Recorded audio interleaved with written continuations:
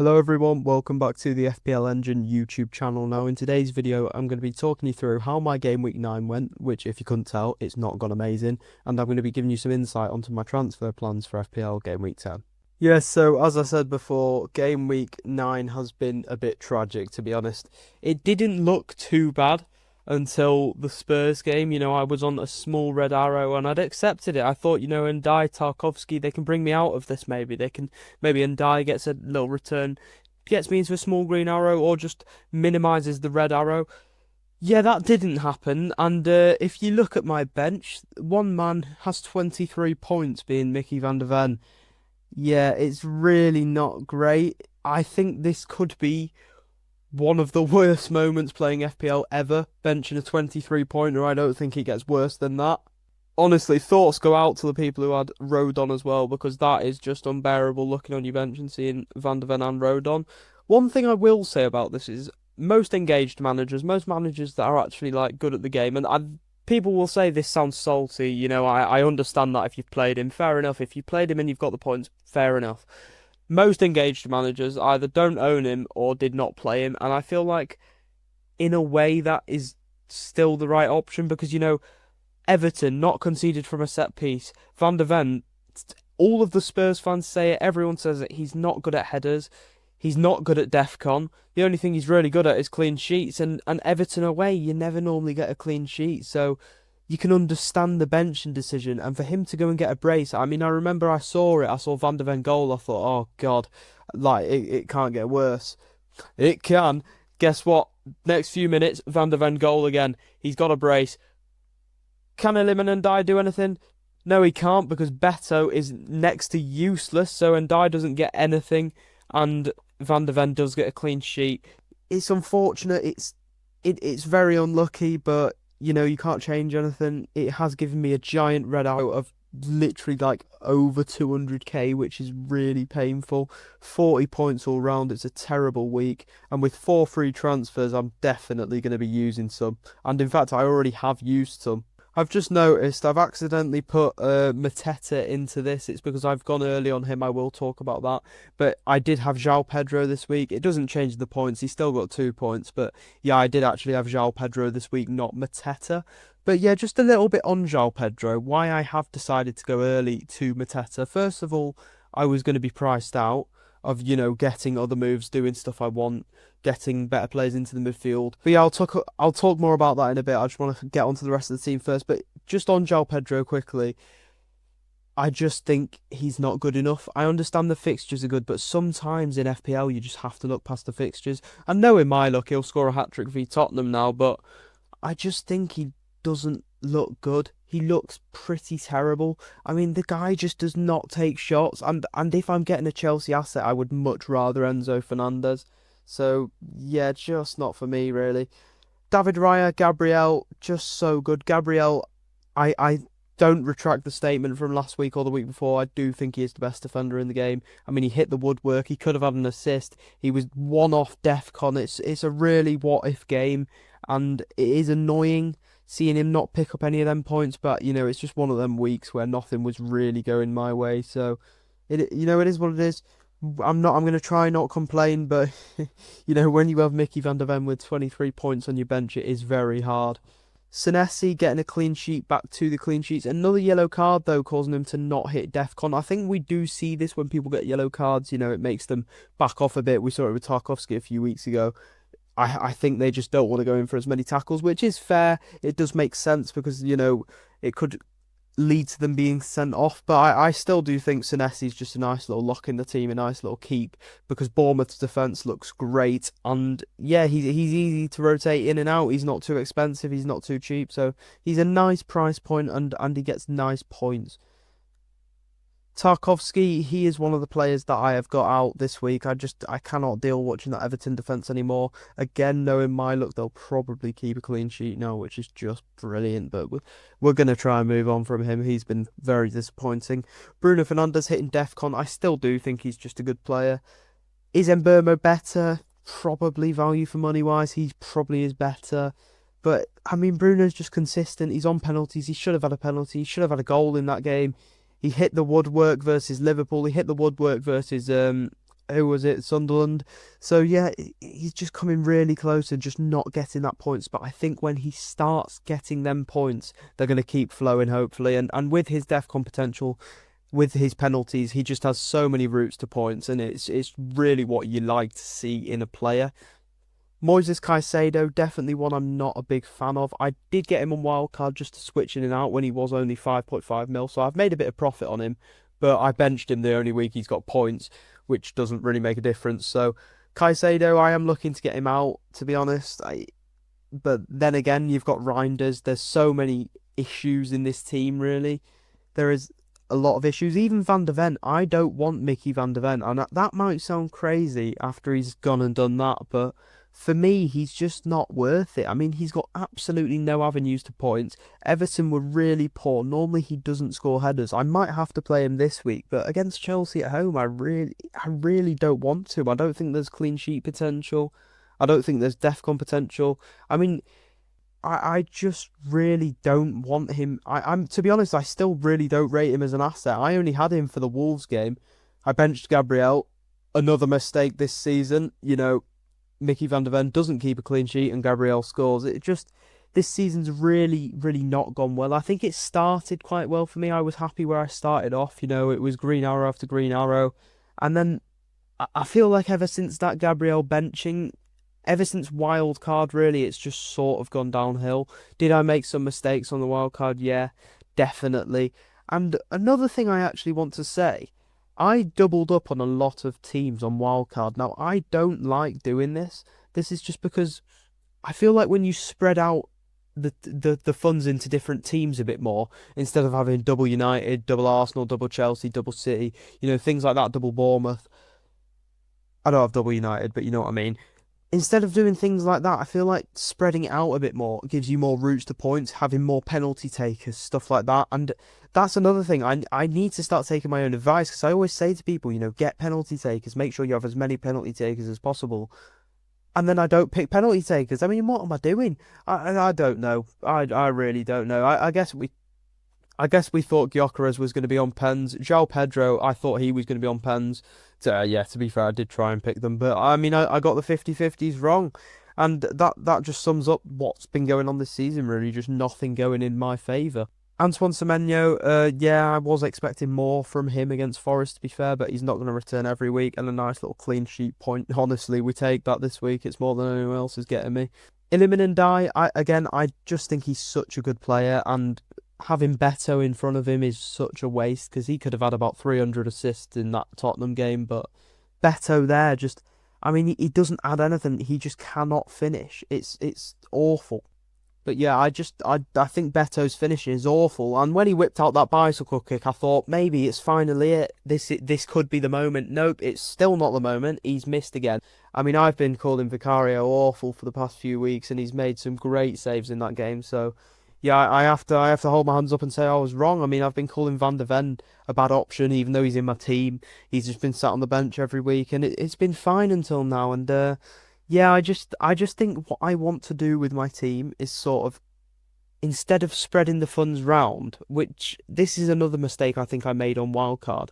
I've already had my bench boost, so I think I just need to get the funds into the team, and instead of spreading them around, I feel like I should just get them all into the team and just have a good 11, and maybe one sub, two subs who are actually good, not a very good bench.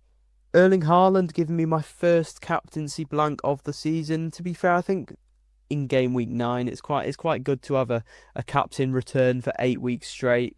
I had the Bruno one where I switched it to Bruno and he returned. So yeah, I think I've made pretty good decisions. Haaland did score, and Villa have been a bit shaky, but obviously it was ruled out for offside, which is a bit annoying. It certainly would have made my 40 points look better if one of my attackers actually decided to do something. I've already spoken on João Pedro. He's already gone. I am absolutely sick of him. I cannot deal with it anymore. It is a bit crazy with Wolves and Burnley coming up, I have to admit. But I just think Mateta's better long term, and I just do think João Pedro isn't great. And the thing is, when you think back to last season, and he wasn't even 6 mil, and I remember loads of people at the start of the year saying, oh, that's insane value for money, everyone's going to have him. and then it wasn't really. I mean, he was all right sometimes. He gave you some hauls, but he was never consistent, and that's the thing with João Pedro for me. He'll get you a haul every often, but he's just not consistent, and he's not worth nearly 8 mil. Victor Gyökeres, I don't know what to say. I mean, it's been 9 weeks, right?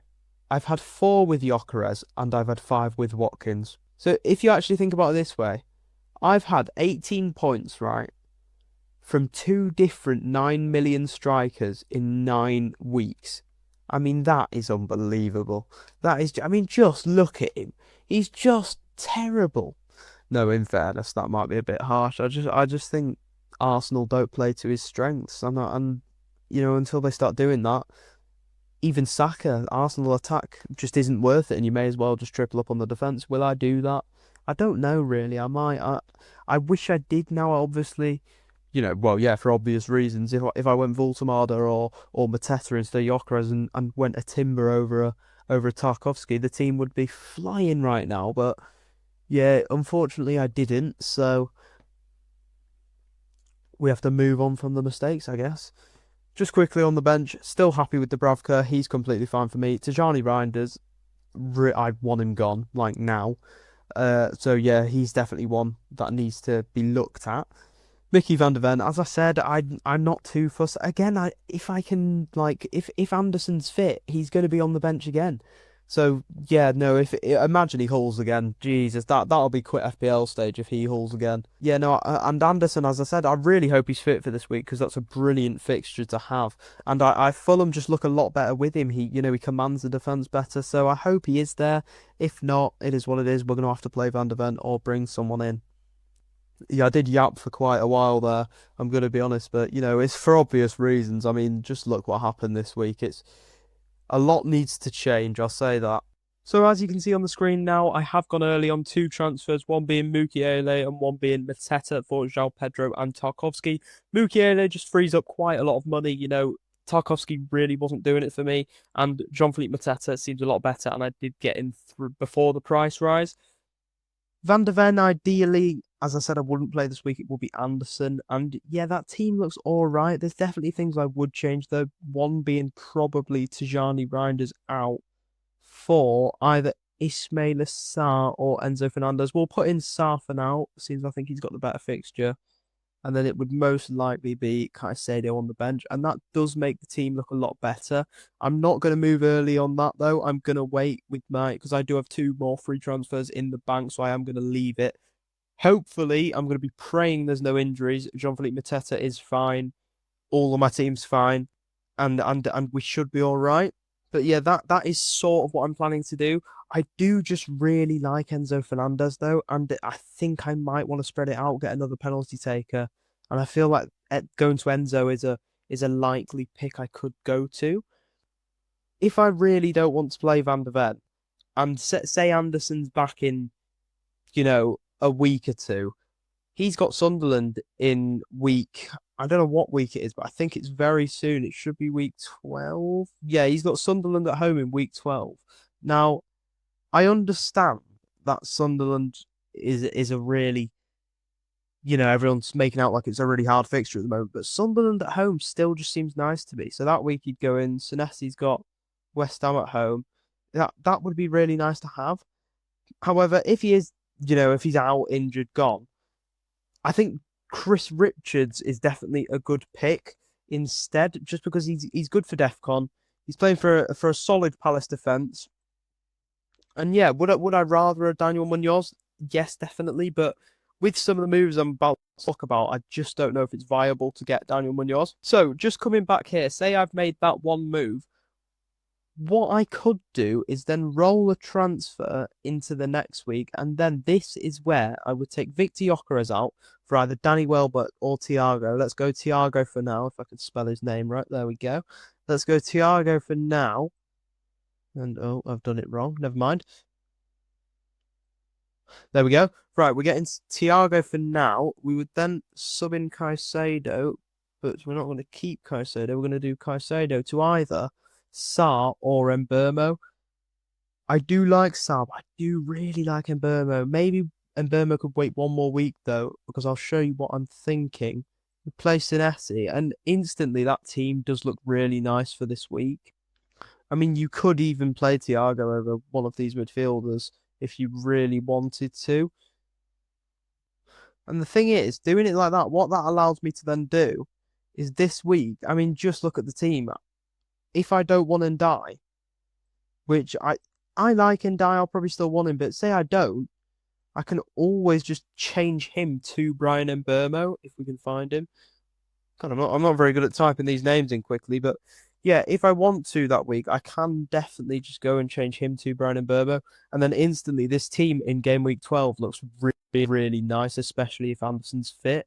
But again, if Anderson's not fit, you've got Mukiele there, or I probably will have just done Van der Ven to Richards by now, or Anderson to Richards. However, another thing I would want to do is get Daniel Munoz. The only week I'm actually going to play Thiago, if you look at this, is Burnley at home this week. Probably for, I mean, who do you even bench this week? It would probably have to be Enzo.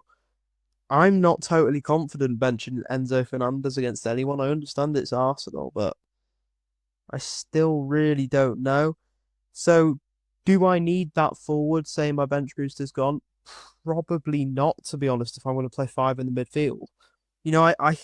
I could get in a Daniel Munoz, and instead of having a Thiago, I could go for just a really cheap striker, someone like a Mark Yu, someone like a Krupi Jr. We'll just shove in Mark Yu in there for now. The only problem is this would cause me to take minuses along the way, which I'm not too happy about. And I think the way I just showed is probably the best. But with my team structure, just how it is, I am probably going to have to take a -4 at some point just because of how many issues there is, unfortunately. But yeah, that team does look pretty nice. Future weeks definitely does look nice when we get in Brian Mbeumo. The only issue is that it does give you some benching headaches, but I think we should be fine because that team does look really, really nice, and that would definitely tempt me. The only thing I would say is, do you want Triple Palace? Also, this could be a free hit week in 13 because look how awful that is. I mean, you've got a good fixture here with Haaland, but Mbeumo and Fernandez are playing Triple Palace. Enzo is playing Gabriel and Raya. I mean, that week is pretty dreadful. What could you even do there? I mean, you could play Van der Ven, I guess. You could play Mukiele, but that is just a horrible week. Mukiele is playing Senesi. I think that could be a week where I activate the free hits.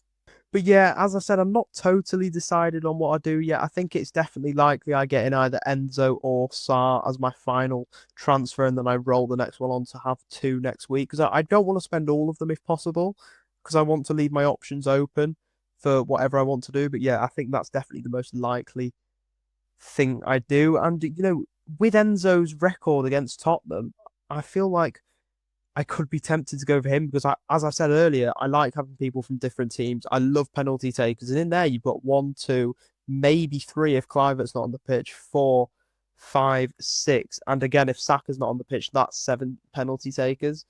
Saka will probably be on the pitch. Saka will probably take them. Again, Kluivert probably on the pitch. Even then, five penalty takers this week. Can Sarr make up for that? I think he can versus Brentford, but yeah, I do like the look of Enzo Fernandez as well, and Sarr will probably end up in the team either way. So taking a look at the defence now, what I can say is it's not the strongest, but it could be a lot worse. David Raya and Gabriel, obviously a great double up for Arsenal. I would like a triple up, but, we're just going to have to see how things go. Mukiele, the new man, hopefully he can just hit DEFCON. I'm not really expecting much from him, to be fair, just because, back in the Sunderland defence still just feels a bit, not great. Hopefully, if he does concede, it's to Ndai. So for me, I'm just gonna hope it's either a Mukiele clean sheet or an Ndai goal. It's not an ideal situation to be in, but it could be a lot worse. Anderson is on the pitch at the moment. Will he play? I don't know. If he doesn't play, obviously Mickey van der Ven will just start, but it's not a great fixture. I could always go to a Chris Richards, a Daniel Munoz, but it just does depend on what midfielder transfers I do want to make. If I'm not making any, I will 100% go to a Daniel Munoz, but if I do make one, it either it'll put me out of the Daniel Munoz move for now unless I decide to take a -4 for it, to get Gyökeres out. But against Burnley at home, I just don't really see the point. So if I want to make a defender transfer, it will be Chris Richards. But then then again, that does put me out of the Munoz move. So it's a hard place to be in. You know, there's a lot of options I could do. I don't really know what to do, but I mean, to be fair, sometimes the safest thing is just to roll and just keep the team as it is right now. But I don't know if I can stop myself from making another transfer. I just don't know who for yet. So just taking a look at the midfield, this is where a lot could change within the team. Now, right now I have Moises Caicedo. Will I have Moises Caicedo by deadline? I don't know. Because the thing is, I don't know if I want to sell him for Enzo Fernandez, because that seems like such just a stupid sideways move to do when they've got Tottenham away. And, you know, Caicedo could come away with a DEFCON. And you know, Enzo could come away with nothing. It just seems like a really stupid move.